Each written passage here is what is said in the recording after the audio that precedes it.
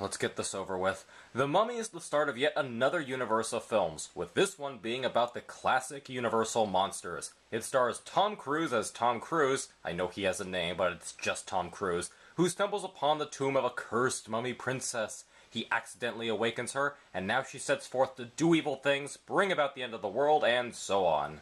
The film starts off alright. It has a fun opening action scene and a good introduction about the mummy princess. But as soon as they enter the tomb, abandon all ye who enter here. The biggest and most glaring flaw of this film is the editing. There are odd choices for dream scenes, flashbacks, and transitions, to the point where it became incredibly confusing as to what's going on. The cuts are also very matter-of-fact and sudden. In many regards, the editing single-handedly ruins the film. And there's also the script that's written by 3 different people. It's hard to follow and sometimes acts as if it's 2 different movies crammed into one. There's a Mummy film, and then there's a film that's setting up a franchise. A rewrite or 2 is drastically needed. There's not that many standout characters either. Tom Cruise is one of those actors who does a consistently good job with the material he's given, but whenever he's in a film you don't see a character, you just see Tom Cruise. Annabelle Wallis is not very interesting and gives a fairly lifeless performance as well. And then there's Jake Johnson as the best friend. Dear God, how I despise this character. He's a character who is painful to listen to as he never shuts up. And when he speaks, he never has anything useful to say.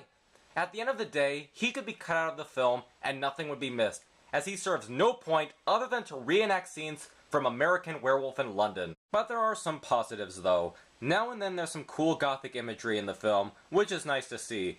Russell Crowe is delightfully over the top as Jekyll and Hyde, as he should be, and is by far the best character in the film. And Sofia Boutella does a good job as the Mummy Princess. You can see a lot of her performance in her eyes alone, and she also gives a great performance in her physicality. Sadly, these things are not enough to save this film. I can't recommend this movie, but won't give up on the franchise, as there is potential for it.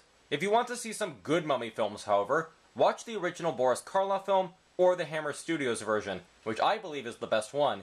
Even watch the 90s version over this new one. I may not have cared for the Brendan Fraser films, but I respect that they knew what they were and didn't try to be anything else.